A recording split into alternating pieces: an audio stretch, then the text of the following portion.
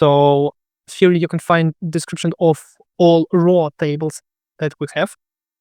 For example, jeton events, and you can see the explanation of all the columns with types, etc. This is also really valuable information if you use LLMs to generate the SQL query for you. We want to calculate the average trades per user. Well, we can count distinct trace ID, or I guess transaction hash will be more correct in this case. And then we want to divide this by the number of users. So count this thing radar address. So if we calculate the data like this, we will receive a weird number. We will receive 6, but that's not actually what we actually wanted. So in PostgreSQL, I usually multiply the nominator by this magic constant to pass the nominator into the float number. But in REST of SQL, you should multiply by this one. And in that case, it will work as expected. And then you'll see like the more like the float number. Also, don't forget to filter out by the block date column, because all the data in all tables that we have are partitioned by a block date column. And if, for example, if you remove that filter, or if you apply that filter based on another column, the query will read through all rows in the trace table, and that will take a while to calculate. Okay, so what does this table mean? So for each Ton account, we calculated some properties that are super useful in some cases. For example, we extracted the interface name for the address. For example, usually if you open the address in Ton viewer, you see that, okay, this contract type is jeton wallet, and it has that amount of Ton right now. And in blockchain, there is no data stored like this. It is stored in transactions only after the state was changed. So in this case, we prepared a nice table with the description of each address on Ton, with stats like the latest Ton balance that they have, the latest transaction hash, the timestamp of the latest transaction, the code hash, that means like the hash of the smart contract code that was deployed on this address. So you can see the first addresses have the same code hash, and all of them have the same interface, same jeton wallet. Also, we extracted the deployment transaction. That's really useful to get the age of each wallet and who deployed that transaction. For example, this one, first transaction center.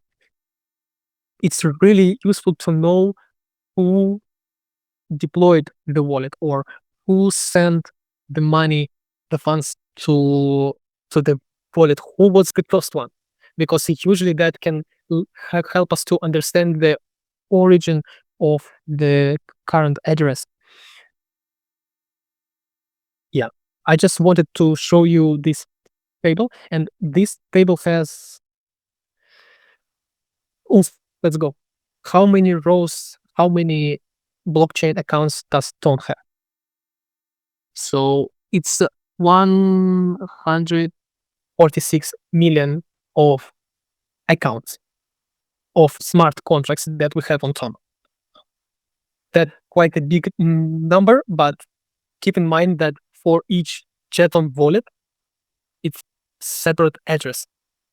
jeton metadata table. This table has all the snapshots of different metadata of all jetons. That means that if you take a look at some specific jeton, you might find that this jeton has several rows in this table where and just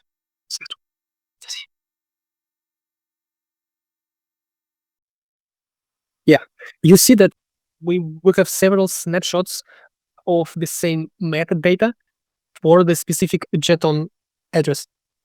That means that some information may change in time. So we store it individually. We store it as a snapshots, and some jetons may change decimals theoretically. So it's not practically viable to use exactly that table for your analysis. That's why we created a materialized view, which is called Dune.TonFoundation.result.jetons metadata latest values. Sorry for that long name, but we can't do anything with it almost. And so what does this query do? It basically selects the latest value of jeton metadata for each address. So you can safely join that materialized view with any table in your research. For example, to get the symbol or the name of the jeton. Also, you can find all materialized views on our main page of Ton Foundation. Let me find it. Ton Foundation, maybe this one. Yeah. So we have a special dashboard which is called Ton Blockchain Quick Start to Data Analysis. So this dashboard is pinned on our Ton webpage, so you can see it here. And we track all the raw tables that we supply and all the materialized views that may be useful for you in the future. This information is kind of outdated yet because we already built more high-level materialized views. That's why I'm sharing with you them right now. As you may notice that DEX pools have all the snapshot of DEX pools properties after each LP event. Because, well, if DEX pool values changed, we store them in this table. But for the majority of practical use cases, you only need the latest value. So that's why I do the same magic for the DEX pools to extract the latest value. I also found out that some DEX pools, like all the DEX pools, no. So I played a bit to generate the proper symbol for the DEX pool because some DEX pool addresses are jeton masters, and these jeton masters have the name tag in metadata, so I can use it as a pool name. But some pools, they don't have this value, so I can construct a pool name using the symbols of the left and right jetons in this pool. And these are some just logic that I use to generate proper names or pools. For example, some pools on Tdust may be named as USDT/ton, but on StoneFi they may be called ton/USDT. And usually you may want to group by pool name to understand the total TVL of USDT ton pools in ton, for example. And to do that, you need a proper pool name. That's why I applied this magic here. And of course, all these queries are public. see, they are public. So you can read how we generated all these tables and use them, and maybe even propose some changes if you find some mistake. The coolest part here is that these SQLs are like they using all the raw tables that we have and some materialized views as well. So you can read them as an example of the usage of the using this data. Also, yes, some stuff. Okay, let's move on. So sometimes to generate the daily report, you need not only the latest value for each pool, but a daily value for each pool. Well, that's completely the similar stuff, but with one exception that I basically do that for each block date as well. So you would be able to get the latest value of each pool. In our labeling task, you need to understand the relationship between the target edges that we wanted to label and their on-chain neighbors. Read through the on-chain trace. And of course, you can open the tone viewer and read through the transactions and see, for example, that these unknown edges receives a bunch of tokens from KuCoin. So the hypothesis might be this address is the KuCoin because, well, it sends lots of tokens to this address, or that might be a whale user. So we need some more evidence. We need some more on-chain arrays to understand the activity behind this address.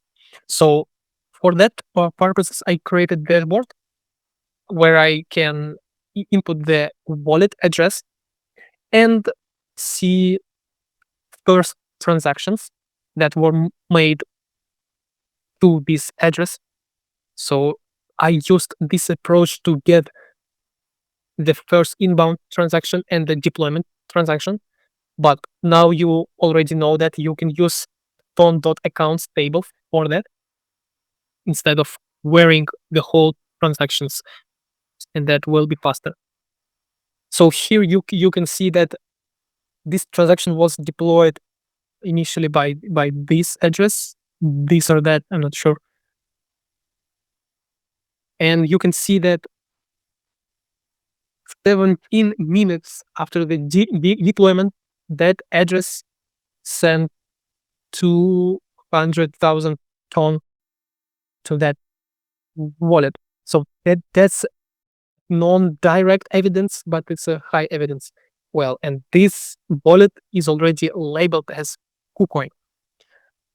And you can see that on my Ton viewer, I have special labels like here, that. So these labels they come from my Chrome extension. I sent the link in the Ton chat in our chat, but maybe I can show you here Ton labels extension. No, yes, this one. So I share this extension in our chat. This extension basically adds labels from our Ton labels dataset to Ton viewer without waiting them to add our labels on their website. And these labels are really useful for all on-chain investigators, on-chain detectives on Ton. So we can see one evidence that this wallet is highly connected with KuCoin because it received right after the deployment this amount of money. Also, this address, like the second one, deployed the transaction. It actually was already labeled as KuCoin later. And another table that is really useful for me is that I calculated the the transaction volume and net transaction volume between the target address and other addresses on chain. And we can see that this target address received $14.5 million from KuCoin and sent almost $5 million to KuCoin. Well, that's a really high transaction volume between KuCoin wallets. So I guess this is another hot wallet for KuCoin. And you can see other exchanges here. Well, that means that users of KuCoin basically did withdraw transaction from one set to another one. So I just explained you how I think when I label unknown wallets. So we recently added the NFT data on blockchain on Dune. We added NFT metadata and NFT events table. So and community already built the really nice NFT dashboard. I'm not sure if I would be able to find it, but I will send the link later to chat as well. And in this example, I want to show you how you can format the table like this, because,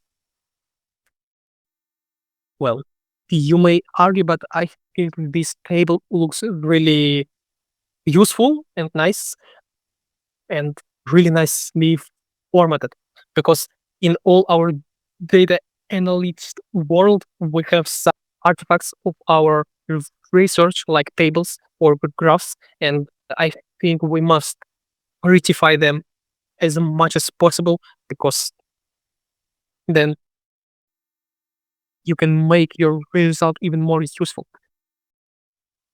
So how to make the clickable link?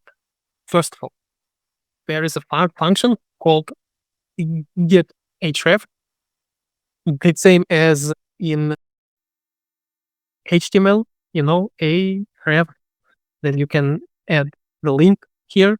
So you put the link first and then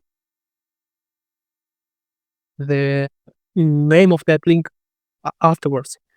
And in result, these links become quite useful, and you can click on them. You can generate on-viewer links using this magic concatenation thing. Also, you can shorten the address, showing only the first and the last symbols of the address. Also, I'm using here the labels dataset from GitHub, so I can join the market, so I can get the labels of each marketplace and show it here. Like, this NFT was sold on Fragment. How would I know that this marketplace is a Fragment? Well, because we have that label in our open source repository. That's really useful. Also, another thing is that I see how I format the price, the value. So once we have the prices table, we can the daily prices table, we can use it to calculate the sale value of NFT on that specific day, and format this value in not in ton coins but in USD, because the ton coin prices fluctuates, but the USD price is kind of fixed. And so in a table view, you can see how I formatted the price here, sale price USD. Yeah. So I put a dollar sign to explicitly say that this number is USD, and I put A, that means like automatically format a number, and then I add .0 to show how many digits to show afterwards, after the number. In result, we don't need that high precision. These are just this is the visual noise. We don't need it. We just need this nice number. Okay, so the end game of the labeling is basically to understand what's happening on top of the blockchain. You can find that we have application activity dashboard, and you can see that we can track the all activity on Ton based on the category of the label. For example, we can see that the huge part of Ton, the activity on Ton, is a regular Ton transfer. The next one is the gaming activity. So we labeled more than 100 mini apps and their smart contracts or wallets or like the activity of the mini apps. And we see that all Telegram gaming is now consists of 62,000 active wallets. And that's top two activity on top. The third activity is taxes. But please note that we labeled only a fraction of all transactions on Ton. So that's why we created this labeling contest. So right now, we labeled 77% of all jeton transfers. So we know the origin or the destination of all jeton transfers. And this number will even grow further until we reach like the peer-to-peer transfers that we will not be able to label. So the end games is that we want to understand what's happening in the blockchain, find popular apps, and well, draw attention of the community to these apps later. So I will send this link to dashboard as well. You can also dive in and see the huge SQL that we used to generate that table, and the magic part here, which is not obvious. And well, if you can understand and read through all of this SQL on this dashboard, as I said, you are definitely a Dune magician. Also, this table is really useful. You can see the week over week changes.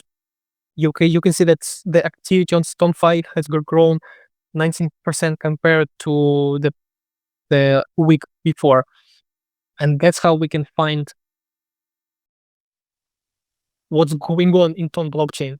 So we don't want to consume information only from our social media bubble on Twitter or of course Telegram. We want to see what's going on the whole blockchain, and these labels helps us to understand what's going on. And yes, we're sending these labels to TonViewer, to Arkham, to Nansen, to all other platforms that support that integrated Ton. That's why these labels are open source, and everyone can contribute and label and contribute to this Ton labels dataset. And we already labeled more than 1,000 addresses. So I wanted to analyze the results, the outcome of Ton USDT incentive program. As you may know, that Ton Foundation incentivized the Ton USDT liquidity providers last year. And right now I want to understand what wallets that received the bounty, what they did with their funds, where they send these funds. And this analysis is quite complex, consists of multiple intermediate queries, but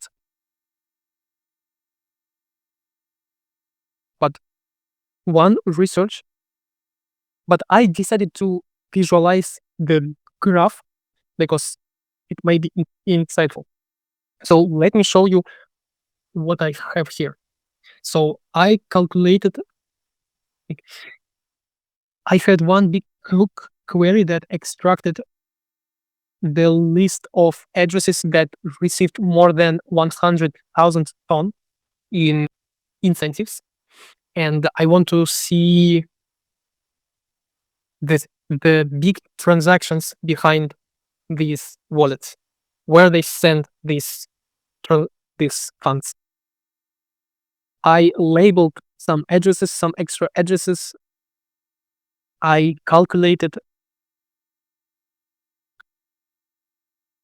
the net volume between these addresses and their neighbors. So I want to understand where these addresses send their money.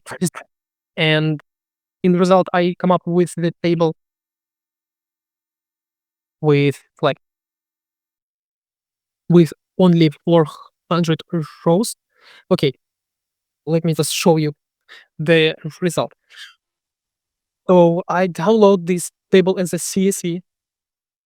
This table has only from, to, and the net transaction volume in ton. So how many ton was sent from these addresses to that addresses.